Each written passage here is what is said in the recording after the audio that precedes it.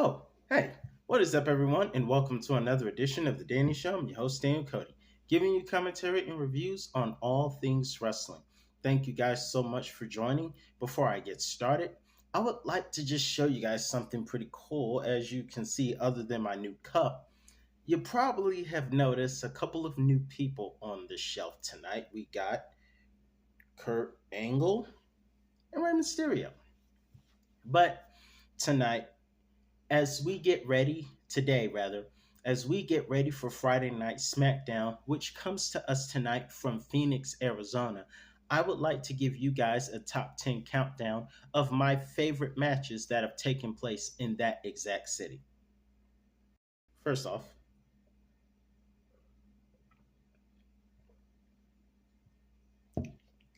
now, before I get started with my review of Phoenix, Arizona, I would like to stop a moment, speaking of cities, and give my deepest condolences to anyone who was affected by the tragic incident that took place in New Orleans. My thoughts and prayers are with everyone there and anyone affected by it watching this as a fan. My thoughts and prayers are with you. That being said, let's get started with the review of my top 10 favorite moments to happen in Phoenix, Arizona. Let's start at number 10. We will start with the Women's Royal Rumble match in 2019, which took place in Phoenix. Of course, a couple of funny moments happened. First off, we saw Rhea Ripley before she was Mommy, of course, which was a nickname given by Simp19 Dom. We saw a very hilarious moment between Zelina Vega, who was hiding behind the ring, and Hornswoggle, who chased her out of the ring. Of course, we also would see this be the night where Becky Lynch, who unfortunately lost by tap out earlier that night to Asuka, came and took advantage of Lana's injury. The crowd went nuts. And of course, Becky would go in and eliminate Charlotte Flair to win the Women's Royal Rumble match. And while Becky Lynch would win the Royal Rumble from the women's match, fun fact, at number 9, we have the men's Royal Rumble match, which would be won, fun fact, by her future now husband, Seth freaking Rollins.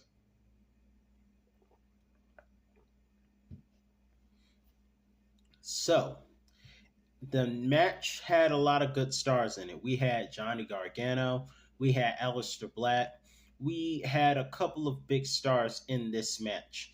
But in the end, it was Seth Rollins who stomped out Braun Strowman to win the Royal Rumble men's version. So it just proves that in Phoenix, Becky Lynch and Seth Rollins are the power couple.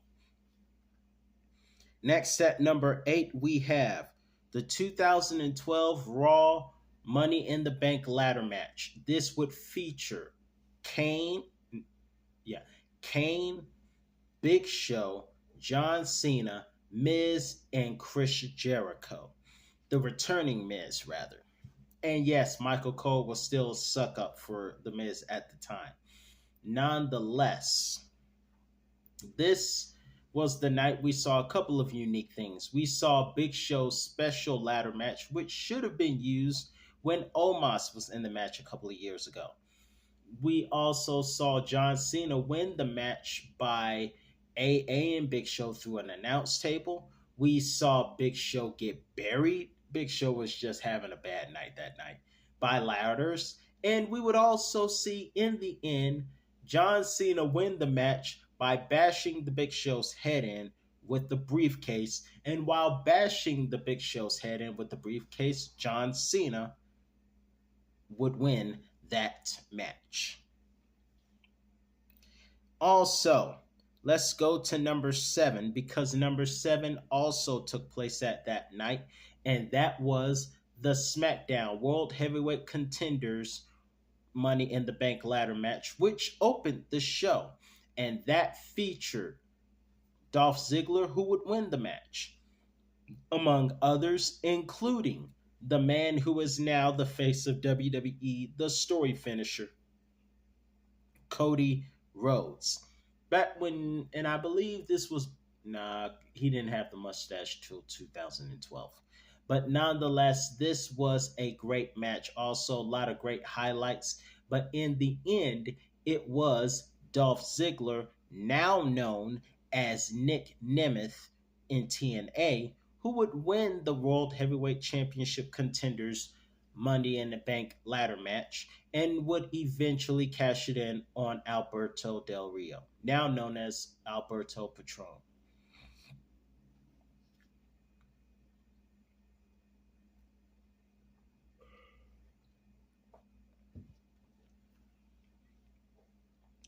At number 6, we have The Rock versus CM Punk at the Royal Rumble 2013. A match for the WWE Championship. CM Punk was one of the longest reigning champions, of course, until the Tribal Chief, the OTC, the man who will get back his Ulafala. Right there. He will have it back. Solo, you're in trouble. Nonetheless, at the time, CM Punk was the longest reigning champion, and he was defending his championship against the returning great one, the final boss, before he was the final boss, The Rock. And of course, one of the highlights of the match was near the end, ironically, when members of the Shield, Ambrose, now known as Mox, going crazy in AEW, you have Mox, Seth Rollins, and Roman Reigns try to outsmart Vince McMahon, which I gotta give credit was hard to do, even though Vince is smart, evil as the devil, but smart. But, well, not evil as the devil, but he is still evil and nasty. Of course, Vince McMahon, I gotta say this. I have to say this for humor. The fans popped when CM Punk had the Shield beat The Rock up in the dark. Michael Cole was furious. Then the lights came on. CM Punk would win the match. Vince McMahon would come out, get a great pop, and would do something good. Now, I have to hand it to Vince. He actually did something popular, kayfabe popular. But now he's not just kayfabe disgusting; he's real life disgusting. And so that's the only time. That's one of the few times I won't be angry every time I look at Vince in the past. But in any event, Vince made the right call. Was about to strip CM Punk, and by the way, The Rock said no. Fun fact, I'll just go on ahead and say it. When CM Punk said, I love the business, but I hate the man in charge, he was talking about the Grinch that stole, no, the Vince that stole Janelle's Christmas life. Dirty freak. But in any event, the decision was overturned. The Rock would defeat CM Punk with the people's elbow, and all was made right with the world. Number 5, we have the Elimination Chamber from 2017. This featured John Cena, who was the champion, Mox, Baron Corbin, AJ Styles. Who else? I know. Okay, Cena, AJ, Baron Corbin, Ambrose, and Bray Wyatt, and somebody else. But nonetheless, this was a very memorable one, especially being the fact that this was the night that Bray Wyatt would win the WWE Championship. And it makes it so much special to put on this list now because unfortunately, Bray Wyatt is no longer with us. But this, every time we talk about memories in Pheonix or the Elimination Chamber, which will be next month, we will remember that one of the matches was with Bray Wyatt winning his first of a couple WWE World Heavyweight Championships.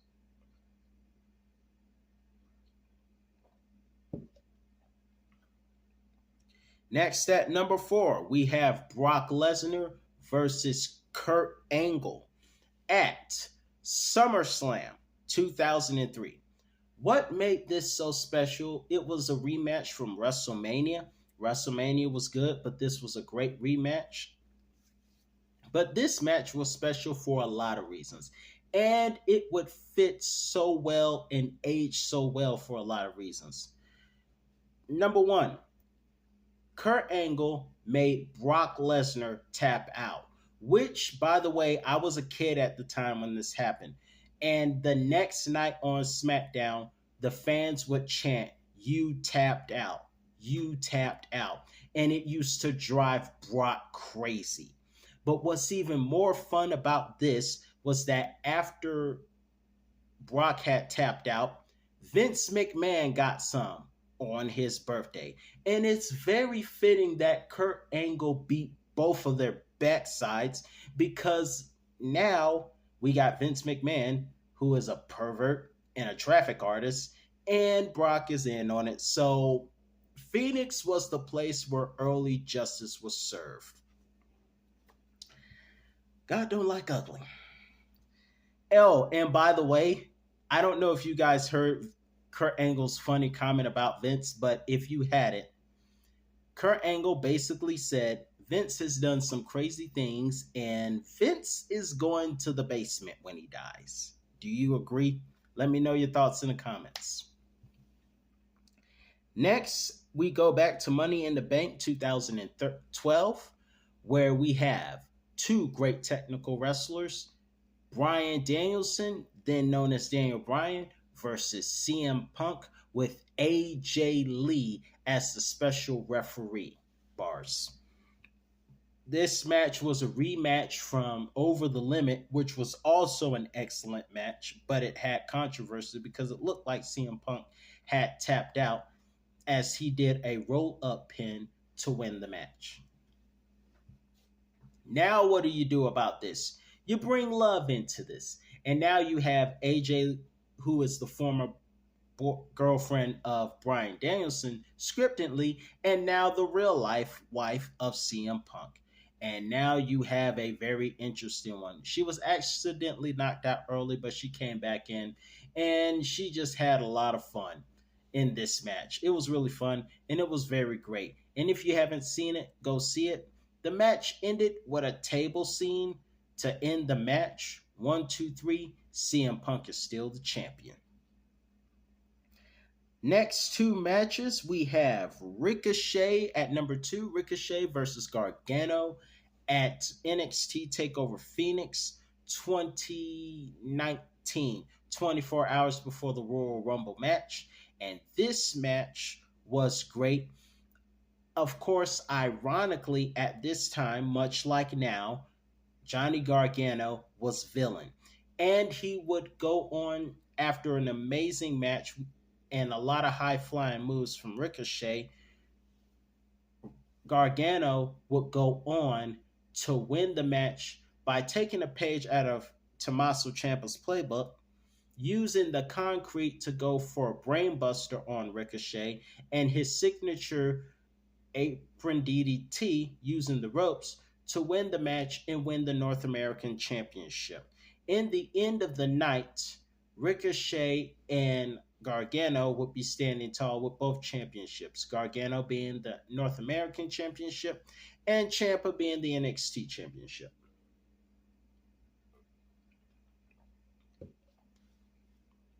At number 1, we have the Heartbreak Kid Shawn Michaels versus The Undertaker.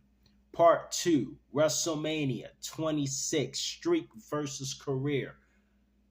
How can you not put this matchup as number 1? Now, Shawn Michaels went for the best.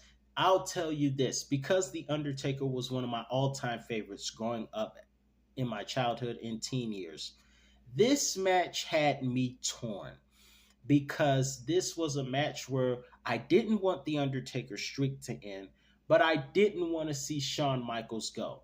This was one of the only matches at the time where I would have been okay with either result because I'm always rooting for The Undertaker to retain the streak.